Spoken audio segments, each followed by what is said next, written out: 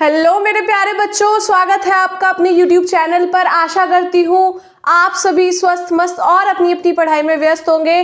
बेटा ये लेक्चर हमारे इस पूरी सीरीज का सेकेंड लास्ट लेक्चर होने वाला है। आज हम लोग देखने वाले हैं कुछ कुछ ऑर्गन्स और कुछ कुछ चीज़ें जो कि हमारे फीटल डेवलपमेंट के लिए बहुत ज़्यादा इंपॉर्टेंट है, बहुत ही ज़्यादा इंपॉर्टेंट है। उन चीज़ों को आज हम पढ़ने वाले हैं, देखने वाले हैं और इस चैप्टर को आज हम इसका समापन करने वाले हैं। आज हम नॉट समापन, आज इस टॉपिक का समापन करने वाले हैं। देन नेक्स्ट लेक्चर में हम इस चैप्टर का समापन कर देंगे और अपनी एक नई सीरीज की तरफ एक और स्टेप आगे ले लेंगे।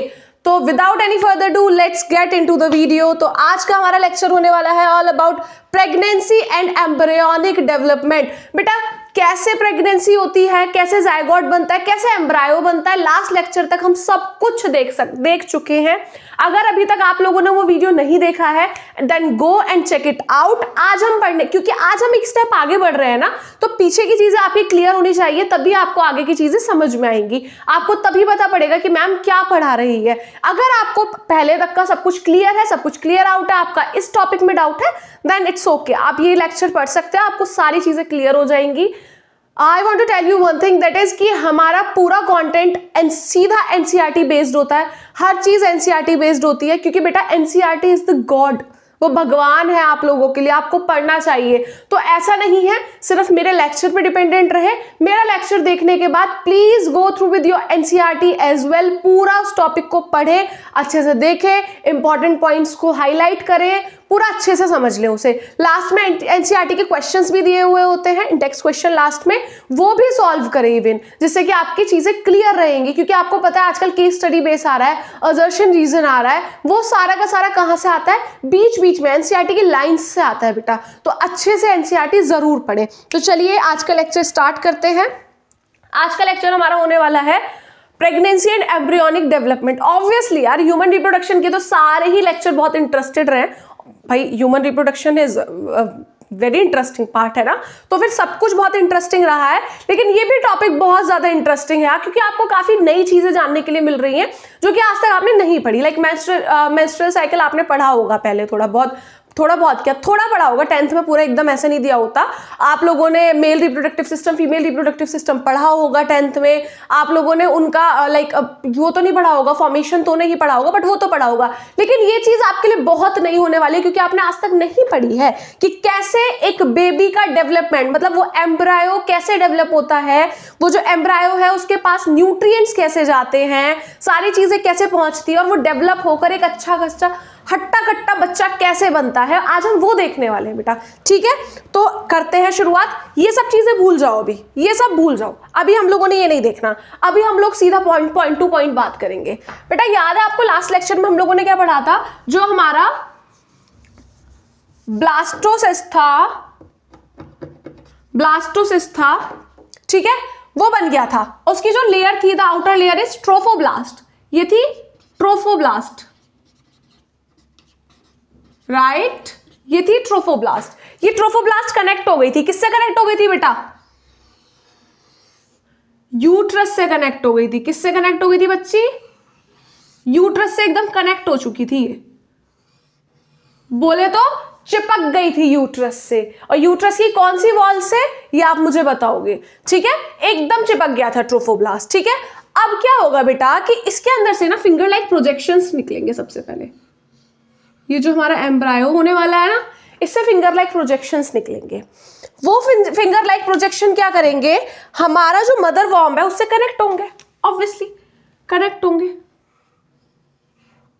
ऐसे बिल्कुल ऐसे कनेक्ट होंगे। और इस चीज को क्या बोल दिया जाता है?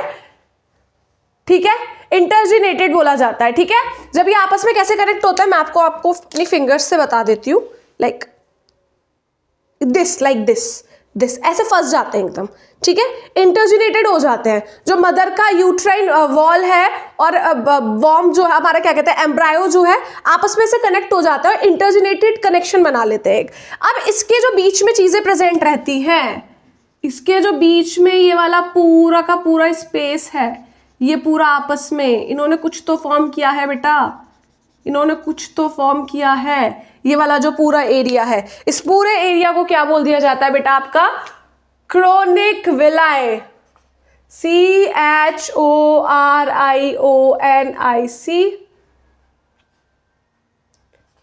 विलाय। ठीक है, तो बेटा जब हमारा एम्ब्रायो था, डेवलप कर रहा था, डेवलप करने के टाइम पे वो फिंगर लाइक प्रोजेक्शंस बना देता है, मदर की यूट्राइन से क्या करता है, एकदम कनेक्ट करने की कोशिश करता है। जब वो कनेक्ट करता है, जो बीच वाला जंक्शन बनकर आता है ना, इसको क्रोनिक विलाय बोला जाता है। यही लिखा हुआ है यहाँ पर, finger like projections of trophoblast formed after implantation, chronic villi and uterine tissue become intergenated to form placenta। अब क्या होगा बेटा, इन दोनों आपस में कनेक्ट हो गए, कनेक्ट होने के बाद ये एकदम इंटरजेनेटेड हो गए, यहाँ पर ये क्रोनिक विलाय का फॉर्मेशन हो गया। अब यहाँ पर एक और चीज का फॉर्मेशन होगा, ये जो पूरा पार्ट होगा ना, ये पूरा पार्ट मिलके एक चीज बनाएगा, विच चीज इज कॉल्ड प्लेसेंटा। क्या बोलते हैं इसको बेटा, प्लेसेंटा। नाम काफी सुना होगा आप लोगों ने प्लेसेंटा। जब हम लोगों ने sexual reproduction in flowering plant करा था, वहां पर भी प्लेसेंटा का जिक्र हुआ था। कुछ कुछ वैसा ही प्लेसेंटा है, यहाँ पर भी वही फंक्शनिंग परफॉर्म करने वाला है। तो बेटा दिस पार्ट इज प्लेसेंटा। इतना समझ में आया, एम्ब्रायो था, फिंगर लाइक प्रोजेक्शन बनाए, इधर से मदर की यूट्राइन वॉल आई, दोनों ने इंटरजेनेटेड कनेक्शन बनाया और किस चीज का फॉर्मेशन करा, प्लेसेंटा का फॉर्मेशन करा। हमारा प्लेसेंटा बन चुका है। अब क्या होने वाला है आगे देख लेते हैं। प्लेसेंटा का काम क्या रहेगा, बेसिकली प्लेसेंटा का एक ही फंक्शन रहता है बेटा, एक ही नहीं बहुत सारे फंक्शन रहते हैं बेसिकली। एक जो उसका मेजर फंक्शन रहता है वो रहता है चीजों का एक्सचेंज कराना between embryo and mother. Mother और एम्ब्रायो के बीच में चीजें एक्सचेंज होंगी, जैसे चीजें व्हाट, ऑक्सीजन बहुत ज्यादा इंपॉर्टेंट है बच्चे के लिए, इसके अलावा न्यूट्रिशन बहुत सारा। बच्चा खाएगा तभी तो डेवलप होगा ना बेटा, तभी तो वो डेवलप करेगा अपने आप को, है ना, यही तो है। बच्चा जब तक खाएगा पिएगा नहीं, वो डेवलप कैसे होगा। आप भी खाते पीते हो तभी तो अच्छे खासे तंदुरुस्त बनते हो। ऐसे वो बेबी है, उसको भी बहुत सारा न्यूट्रिशन चाहिए। तो मदर जो भी हेल्दी हेल्दी खाती है, अच्छा अच्छा खाती है, वो सब हमारे बेबी के पास जाता है थ्रू प्लेसेंटा। प्लेसेंटा क्या करवाता है, बेसिकली दोनों चीजों का इधर उधर मेल तेल करवाता है दोनों का, कि भाई ले तू रख, तेरे को जो भी बेबी के पास वेस्ट होगा उसको ले लेगा बेबी से, कि ला तू अपना वेस्ट मुझे दे दे, मैं मदर के अंदर छोड़ देता हूँ, मदर निकाल देगी अपने अंदर से। क्लियर क्लियर, क्योंकि उस टाइम पे बेटा बेबी के पास कोई ऐसा कोई एक्सक्रेटरी सिस्टम, मतलब वेल डेवलप्ड एक्सक्रेटरी सिस्टम नहीं होता जो वो वहीं सुसु पॉटी कर दे, नहीं कर सकता बेटा। वो जो अपना जितना भी वेस्ट होता है वो सारा मदर के ब्लड में ट्रांसफर करता है, देन मदर उसको एक्सक्रीट करती है। क्लियर, समझ में आया बेटा। तो अब इतना बात समझ में आ गया कि हमारी ये जो फिंगर लाइक प्रोजेक्शन थी और यूट्राइन वॉल थी, इन दोनों ने मिलकर, जो इनके बीच का स्पेस है उसको क्रोनिक विलाय बोला गया, और इन दोनों ने मिलकर एक चीज का फॉर्मेशन करा विच इज कॉल्ड प्लेसेंटा। अब बेटा एक और डायग्राम देख लेते हैं, लाइक समझो, लाइक दिस इज, मैं पूरा वो बना देती हूँ, ठीक है। दिस इज द बेबी,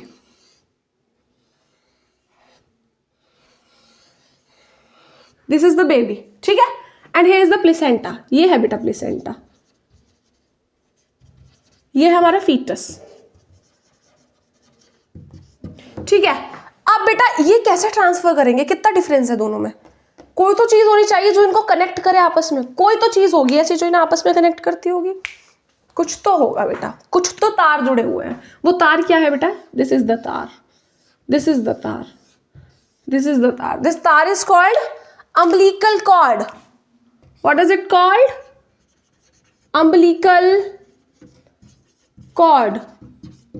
ठीक है, umbilical cord. umbilical cord का काम क्या होता है बेटा, बेबी को प्लेसेंटा से कनेक्ट करके रखने का काम है किसका, हमारा umbilical cord का।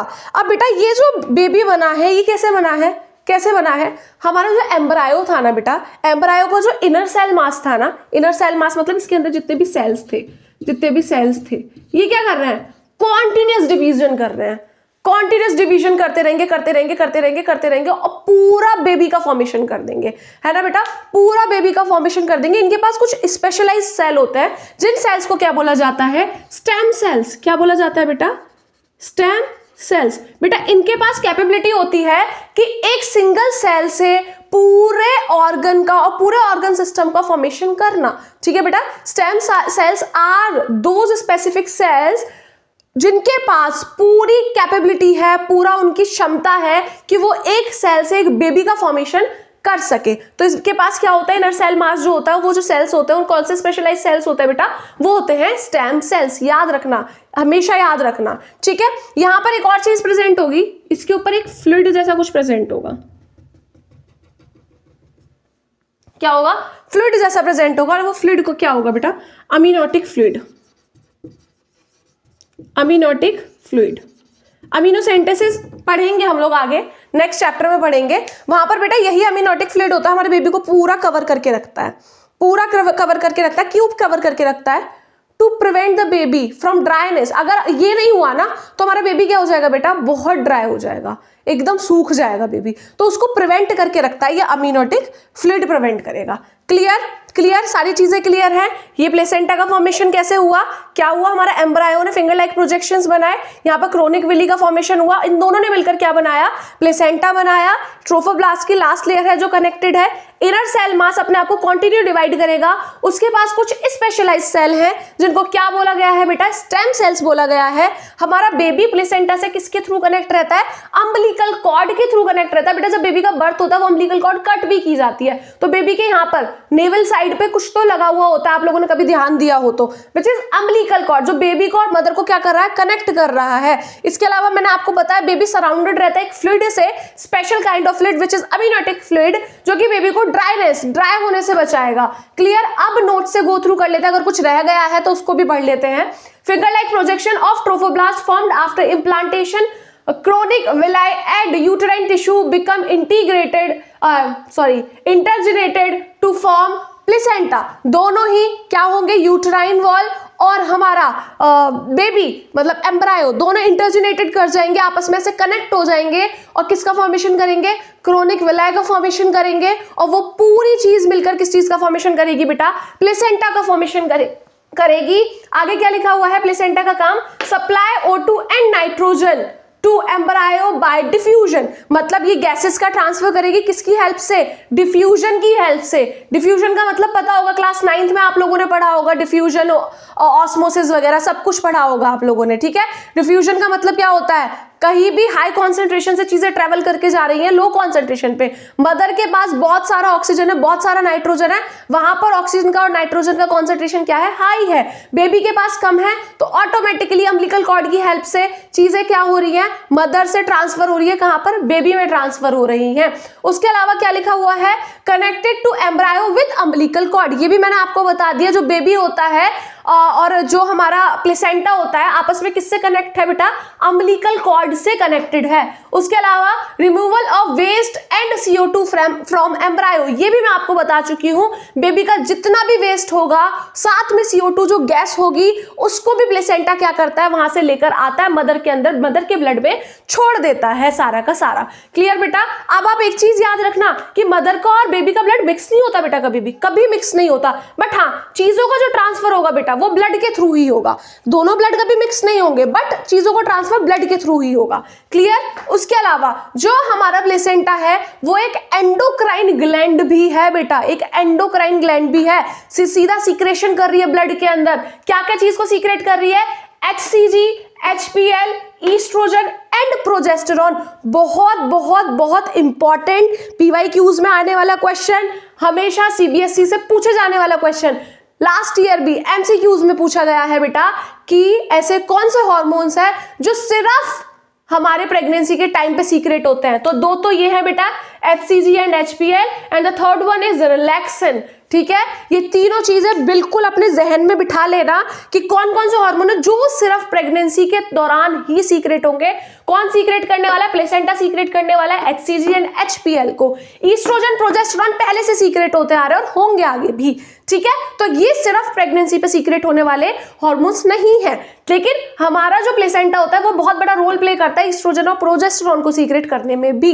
ठीक है, याद रखना जो हार्मोन सिर्फ प्रेगनेंसी के दौरान सीक्रेट होते हैं कौन कौन से है, HCG एंड HPL, साथ में रिलैक्सिन अभी हम देखेंगे। तो हमारा placenta as a endocrine tissue भी फंक्शनिंग करता है। क्या क्या सीक्रेट करता है, HCG, HPL, oestrogen and progesterone. Clear clear. इसके अलावा बेटा एक और हार्मोन सीक्रेट होने वाला है विच इज कॉल्ड रिलैक्सिन। बेटा ये वाले जो हार्मोन है ना HCG HPL, ये through out the pregnancy secret होंगे। लेकिन रिलैक्सिन की बात करें तो रिलैक्सिन कब सीक्रेट होता है बेटा, जब पार्चुरेशन हो रहा होता है, जब डिलीवरी होने वाली होती है, डिलीवरी के दौरान रिलैक्सिन सीक्रेट होता है, जो कि क्या करता है हमारे पेल्विस रीजन को स्ट्रेच करने में। ऑब्वियस सी बात है बेटा, वेजाइना से होकर बेबी बाहर आने वाला है तो ब्रॉड एरिया ज्यादा चाहिए, तो जिसकी वजह से लेग स्प्रेड करते हैं, फीमेल्स लेग स्प्रेड करती है ना, और उनका वेजाइनल जो पूरा ओपनिंग है वो एकदम ओपन हो जाता है ना। अच्छा खासा बड़ा बेबी आ रहा है, वेजाइना से, वेजाइना बहुत छोटा सा ऑर्गन होता है, वहां से आ रहा है, ऑब्वियसली इतना तो कॉमन सेंस होगा आपके अंदर। तो क्या होने वाला है बेटा कि रिलैक्सिन की हेल्प से वो पेल्विस एरिया क्या करता है, हमारे लेग्स को पूरा स्प्रेड करने में हेल्पफुल रहता है। तो वो रिलैक्सिन ही होता है जो सीक्रेट होता है, secrete by ovary in later stage of pregnancy, मतलब बिल्कुल लास्ट में, जिस टाइम पे पार्चुरेशन होने वाला होगा, डिलीवरी होने वाली होगी, उस दौरान क्या करेंगी हमारी ओवरीज एक हार्मोन सीक्रेट करती हैं which is called relaxin. Most important है बेटा, मैं फिर से बता रही हूं कि आपसे क्वेश्चन पूछा जा सकता है, जैसे कि लास्ट ईयर बोर्ड्स में पूछा गया था MCQs में, कौन कौन से हार्मोन है जो सिर्फ प्रेगनेंसी के दौरान सीक्रेट होता है, which is HCG HPL and relaxin. Clear बेटा, क्लियर। द नेक्स्ट इज क्या है, during pregnancy the level of oestrogen, progesterone, cortisol, prolactin and thyroxine increases in mother's blood. बेटा ऐसा नहीं है कि ये सीक्रेट नहीं हो रहे होते हैं, ये सीक्रेट हो रहे होते हैं, बट ड्यूरिंग प्रेगनेंसी ये सारे हार्मोन्स, ईस्ट्रोजन, प्रोजेस्टेरॉन जो कि हमारी प्लेसेंटा ही कर रही थी, उसके अलावा कॉर्टिसोल, उसके अलावा prolactin, thyroxine increase in mother's blood. Prolactin भी बहुत इंपॉर्टेंट रोल प्ले करता है, ये हम पढ़ेंगे आगे। तो बेटा ये सारे जो हार्मोन्स होते हैं ना, ये सारे हार्मोन्स का काम क्या है, कुछ ना कुछ फंक्शनिंग कर रहे होते हैं। लेकिन जिस टाइम पे फीमेल प्रेगनेंसी फेज में होती है, जब वो प्रेग्नेंट होती है, तो ये अपना सीक्रेशन इंक्रीज कर देते हैं फॉर ग्रोथ ऑफ बेबी, अपने बच्चे की एक अच्छी ग्रोथ के लिए ये सारे हार्मोन ज्यादा अमाउंट में सीक्रेट होने लग जाते हैं। ऐसा नहीं है कि ये सिर्फ प्रेगनेंसी में सीक्रेट होंगे, ये लाइफ टाइम सीक्रेट होते रहते हैं, ठीक है। ये सिर्फ प्रेगनेंसी में सीक्रेट नहीं होंगे। प्रेगनेंसी में सिर्फ कौन कौन सीक्रेट होने वाला है, HCG HPL and relaxin. Clear. उसके अलावा अब ये इनर सेल मास मैं आपको बता चुकी हूं, inner cell mass differentiate into, ये बहुत इंपॉर्टेंट है, एक्टोडर्म, मेसोडर्म एंड एंडोडर्म। जो हमारा इनर सेल मास था वो डिफरेंशिएट कर जाएगा 3 लेयर में। बाहर वाली जो लेयर होगी outer most layer, outer layer ectoderm, inner layer endoderm and middle layer is mesoderm. बेटा एनसीईआरटी में पता क्या मेंशन किया हुआ है, एनसीईआरटी में कायदे में आप लोग सोच रहे होंगे कि सबसे पहले एक्टोडर्म बनेगी, देन मेसोडर्म बनेगी, देन एंडोडर्म बनेगी। नहीं बेटा, एनसीईआरटी ने मेसोडर्म को कोई औकात ही नहीं दे रखी है, कोई उसकी औकात नहीं है। क्या बना रखा है सबसे पहले कि सबसे पहले आपकी एक्टोडर्म बन जाएगी, दूसरे नंबर पे आपकी एंडोडर्म बन जाएगी, बीच में जो थोड़ी मोड़ी जगह बचेगी वहां मेसोडर्म बन जाएगी। लाइक यहाँ पर एक्टोडर्म बनी पूरी, like this is ectoderm, then बन गई हमारी एंडोडर्म, ये जो बीच बीच में सेल्स बचे हैं अर्लियर, ये बहुत देर बाद हमारी मेसोडर्म का फॉर्मेशन होगा। ठीक है, अगर आपसे सीक्वेंस पूछ लिया जाए कि पहले कौन सी लेयर, सीक्वेंस वाइज लगाइए कि पहले कौन सी लेयर होती है, देन सेकंड, तो सबसे पहले बेटा एक्टोडर्म बनती है, एंडोडर्म बनती है, देन आपकी क्या बनती है, मेसोडर्म बनती है। तो इस चीज को याद रखना, अपने दिमाग में बिठा लेना। Clear. The next is ICM contains, मतलब इंटर सेल मास क्या कंटेन करके रखता है, stem cells can give rise to all tissues and organs। Stem cell contain करके रखता है, जो कि कुछ स्पेशलाइज सेल है जो कि सारे टिश्यूज को और ऑर्गन्स को बर्थ दे सकते हैं, मतलब उनको जन्म, मतलब वो जो बच्चा बनता है ना बेटा, वो एक स्टेम सेल से ही पूरा बेबी, सारे ऑर्गन्स बन जाते हैं। क्लियरली क्लियर, समझ में आया, सारे ऑर्गन्स उस स्टेम सेल से बन जाते हैं। तो ये एक स्पेशलाइज सेल है जिसके पास कैपेबिलिटी है एक सेल से पूरे ऑर्गन्स का डेवलपमेंट करना। तो बेटा यही था आज के लेक्चर में। होपफुली सब कुछ समझ में आया होगा, बहुत ज़्यादा कुछ ऐसा नहीं था कि नहीं आया होगा। अगर कुछ भी डाउट है, कैसा भी डाउट है, you guys can comment me below, मैं आपका डाउट क्लियर कर दूंगी। That is it all about this lecture. Hopefully everything is clear to you all. If you guys like the video, do like, share and subscribe the channel. Thank you so much for watching.